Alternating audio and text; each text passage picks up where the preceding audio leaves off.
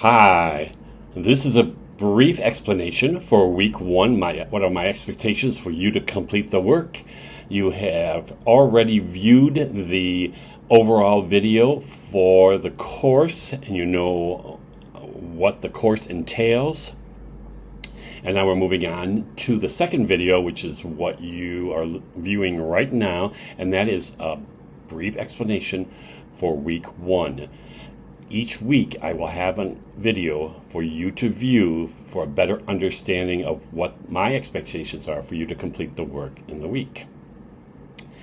So moving on, one of the first activities you'll do is to introduce yourself to the class. This is an asynchronous course, although you will be communicating as a group in small groups each week to do some small group work, but you don't actually need to physically see each other unless you choose to do that. Otherwise, you're going to introduce yourself, so you're going to include a photo and a little brief bio of yourself, and you can read mine here. You're welcome to comment. And then you're also going to add a cultural artifact from your family. Now, it might be something that your ancestors or such as your grandparents or great-grandparents have passed on to you, and your parents might pass on to you. It may be something that you hold near and dear to your heart, that a relative gave you, or it's something you just cherish and you want to perhaps someday pass it down to your children or to any relatives that you have. So mine happens to be a book that my grandmother wrote. And the part I find most fascinating is that she was a teacher of a one-room schoolhouse in Tennessee. And it is amazing to read what she had to go through as a teacher and what she did in teaching in a one-room schoolhouse. Just fascinating. And to me, this is something that's near and dear to my heart because I've been in education now for 50 years. And I have a passion for education, so I love reading about her life as a teacher of a one-room schoolhouse. That's my cultural artifact. I'd be happy to meet all of you if I don't know you already, and by reading your bio and viewing your picture and reading about your family cultural artifact. What I'd like you to do is then find two people that you may not know in class and comment on their bio and their cultural artifact. Try to find people who don't have a comment so we all can share comments along the way. The next activity is to read chapters 1 and 2 of the textbook. You may not have received the textbook yet, so I'm going to, by copyright law, I can print out the first two chapters, which I have, and you can read the first two chapters. Please, as soon as possible, get a hold of a textbook. You can find a different version of it if you need to, a previous version, or you can find it online, less expensive, or you can rent it, however way you want to do it, but you will need to have the textbook. We do use it every week. There's a lot to learn about teaching social studies, and I think this book does it effectively. The next activity is to after you have read chapters 1 and 2, is to think about the qualities of a social studies teacher. Because this course, even though it says history, culture, and society, it is about teaching social studies. So after you've read chapters 1 and 2, you're going to respond to these questions about the qualities of a social studies teacher. What makes a good social studies teacher? What qualities would you expect a successful social studies teacher to demonstrate? What qualities do you currently possess that might help you to be a quality social studies teacher?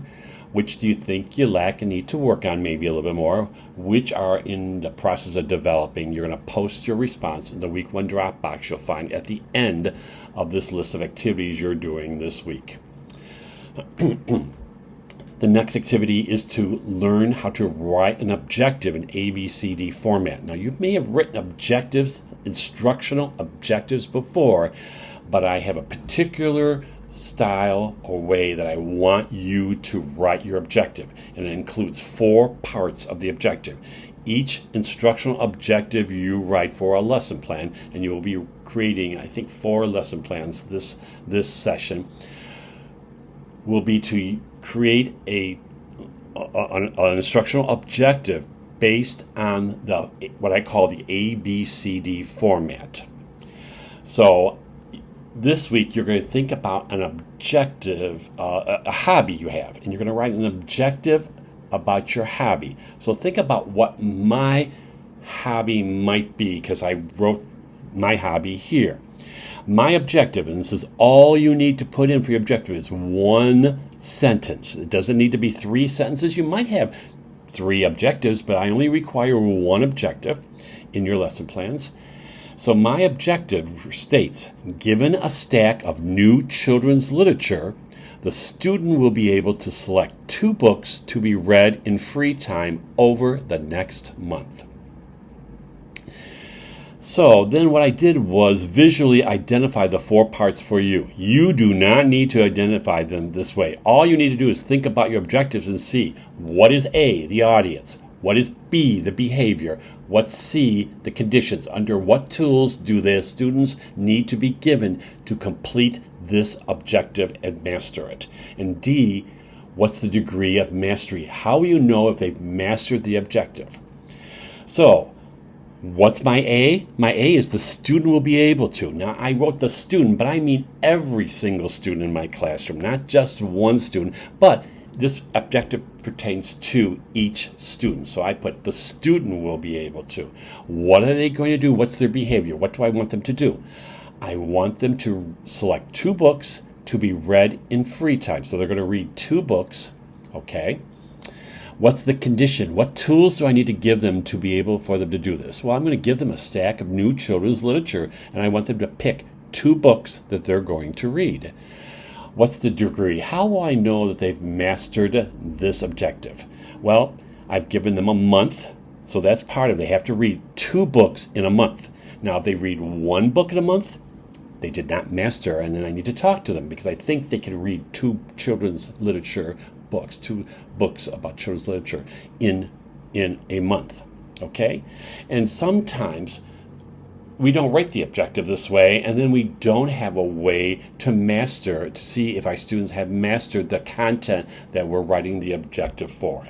And an objective is not only for you and the student, it's also for your administrator who walks to the room and says, oh, what are the students working on? You can hand them the objective. He, she, they will know that what each student is doing, and they can observe what if they're following what they need to do in that objective. It's also great documentation for students who are struggling, who might need additional services.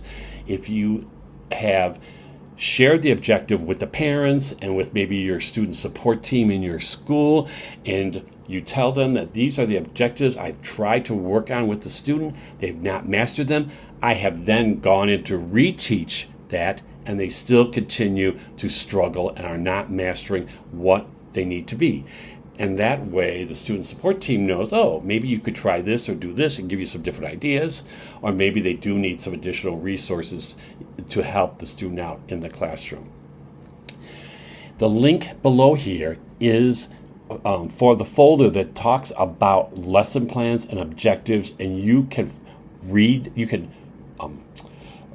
view the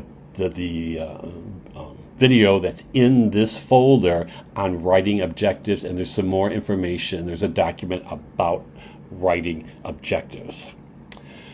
Then I would like you to pick a lesson plan off of the internet, any social studies level, any grade level, any topic, and you can look at our schedule to see the different topics that we're talking about. Pick one, and then you're going to take the elementary education lesson plan template that you'll find in this folder here, and here I have clicked it right here, so you can click right on it, and you're going to fill that out. I have one in the folder that you can check. I did not put anything down for rationale, so you do need to include the rationale. So if you use the template and you use the example I have in the in this folder here, then you will be able to, using the lesson plan from online, modify it so it fits the template. Okay, and you will have to write your objective in ABCD format. Now I'm going to give you a heads up. If your lesson plan doesn't look like what my expectations of it should be, then I'm going to ask to meet with you via Zoom and discuss your plan. So if you get an email from me after I have graded your work and it's and the emails I request that I meet with you, we need to take maybe 15-20 minutes to walk you through lesson planning, and so you can make sure that you do it accurately when you go to create lesson plans later in the session. Just a heads up. If you don't get an email, then you've done okay. And if you get an email, don't panic. Don't feel like you are not able to do it. I'm just going to give you some suggestions, some advice. The last independent activity this week is to create a star without measuring and one snip of scissors. It's kind of a fun way to create a star. It's how Betsy Ross created her star, supposedly. You're going to take a photo of your completed cut star and you're going to post it in the week 1 Dropbox. I'd also like you to research Betsy Ross and determine if you have found research you either learned or it's information you found different from what you originally learned about Betsy. Post the link where you received this information as evidence of your learning this week. Your group work this week, if you click on this link, it should take you to the group work and who you'll be working with. You can use the class list to send messages to the people in your group, and you'll find that at the very top here. I don't know if I can see it in this lesson up here where it says class list, and you can click on the students, and I think you can even email the students you'll see in your group specifically for week 1. Now here are some reminders. The annual pacing schedule assignment is due week 2. Do not wait till week 2 to figure it all out. It is a pretty challenging assignment. It will show you what social study incorporates, what the umbrella for social studies is, and taking in a yearly curriculum for social studies for a particular grade level. Teachers create annual pacing schedule, usually as a team, so that they can map out the year and how social studies will be taught. So that's what you're going to be doing. There are some examples already for you if you look in the annual pacing schedule assignment folder. Also, think about reading chapters 3 through 6. You'll need it for week 2. You should have your textbook by that time. And then you also need to look at the community service assignment. You must complete 20 hours of community service. You need to receive prior approval from the instructor, that's me, prior to beginning your service. So think about a way you can volunteer for an organization. You can volunteer in a school. There's plenty of places to volunteer. You just cannot be paid to do this community service. And this is a requirement of the University of La Verne to complete a community service project to graduate.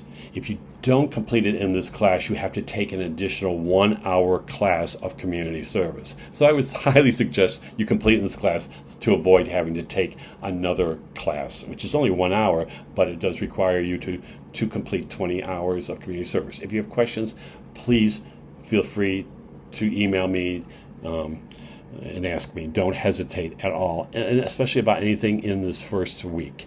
That's the whole week, week 1, and I will see you online.